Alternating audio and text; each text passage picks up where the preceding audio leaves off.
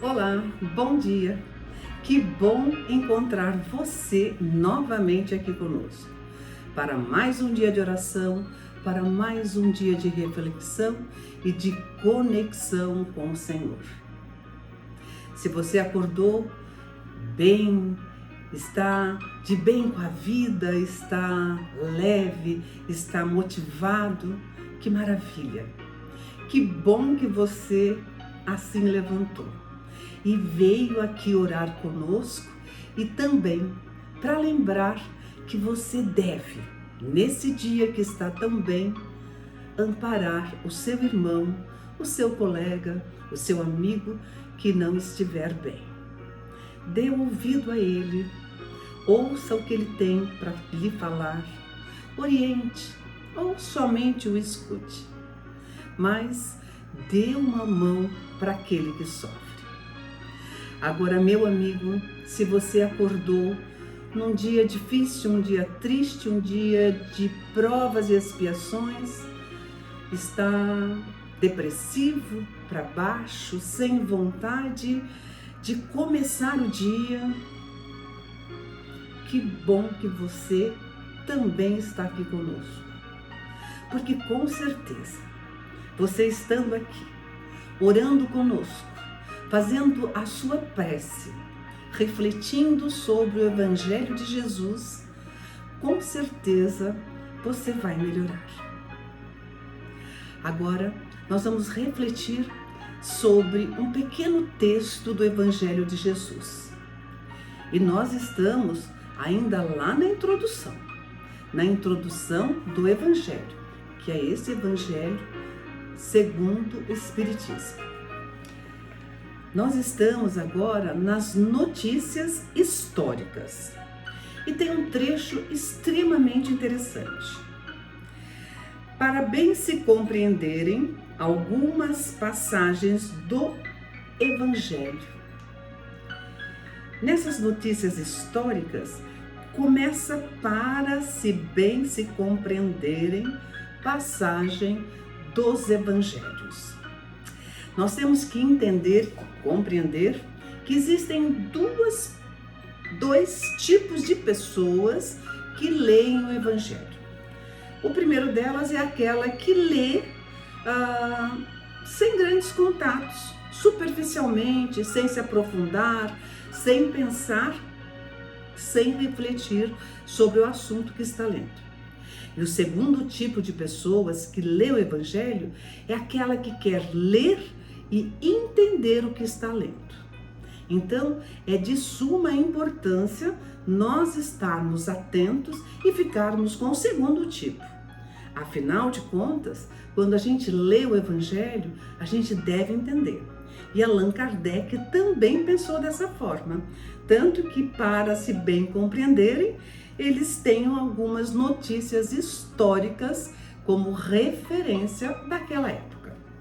Os dois grupos, quando chegam em algumas palavras ou passagens difíceis de compreender, percebem às vezes até que nem fazem muito sentido. E alguns até param de ler o Evangelho por conta disso. Mas não desista, porque não está errado. É simplesmente porque está num estado de costumes de outra época. E assim diz Kardec. O valor de muitas palavras, nelas frequentemente empregadas e que caracterizam o estado dos costumes e da sociedade judia daquela época. Então, quando você encontrar alguma palavra diferente, alguma frase, algum costume que você não entende, que você até pode achar um absurdo, é porque faz parte da cultura daquela época. Nas notícias históricas, é aqui nesse item da introdução, que você pode ver como que está a apresentação dos povos samaritanos, os nazarenos, os publicanos e outros. Então, quando você tiver dúvida quanto à cultura do povo que você está lendo, então você procura voltar nessas notícias históricas e ler sobre aquele povo citado no texto onde você encontrou dúvidas. E você vai ver que faz parte do costume, faz parte da cultura do povo daquela época. Daí, Kardec continua aqui no nosso livro, né?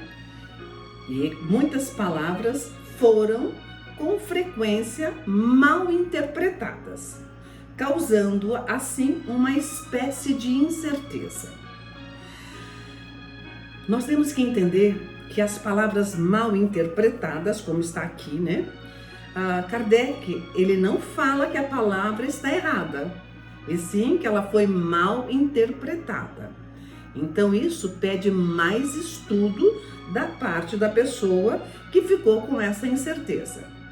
Por exemplo, você está lendo o Evangelho, tá? Você está lendo o Evangelho e algo lhe parece um absurdo, muito diferente, muito que não tem nada a ver com o que você conhece, com o que você vive.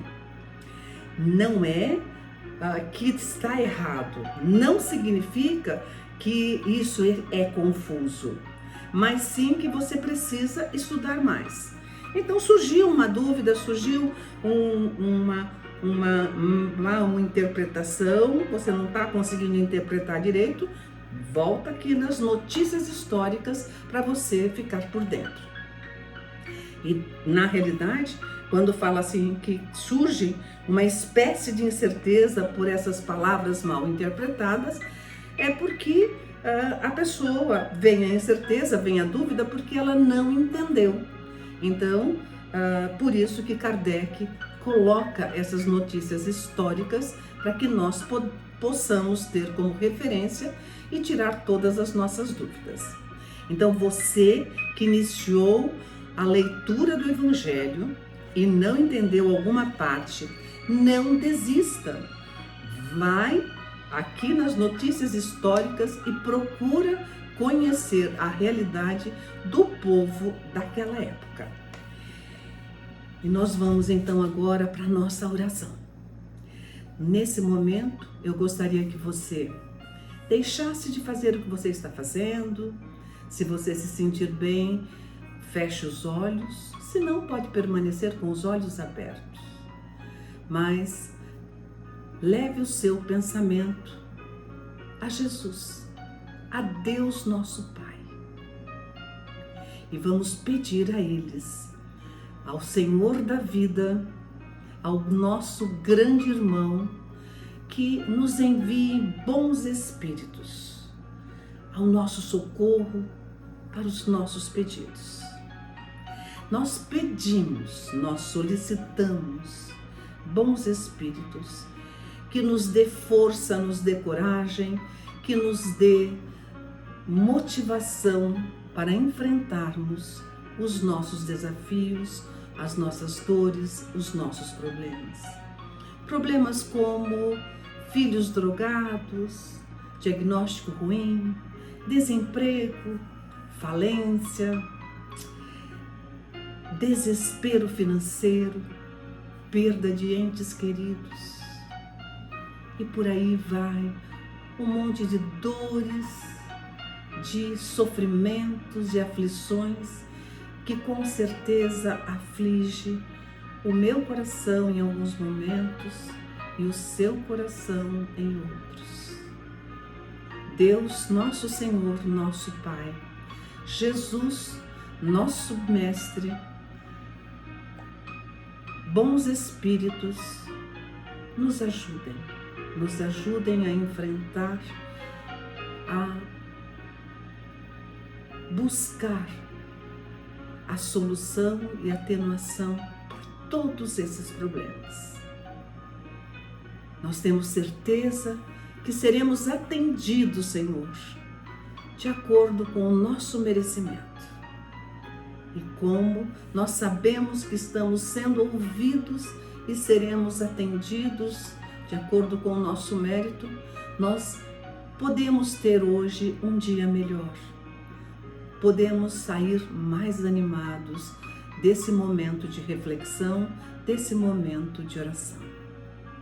Agradecemos, Senhor, Senhor nosso Pai, Senhor da vida, agradecemos Jesus, agradecemos bons espíritos por nos ouvirem, por estarem aqui conosco e por nos atender. Muito obrigada, muito obrigada. Gratidão eterna. Irmãos, amigos e companheiros, orar é a maneira de estar sempre bem. Um beijo do meu coração para o seu coração. E até amanhã, às 7h07, nos encontramos novamente para essa conexão com o divino. Até lá!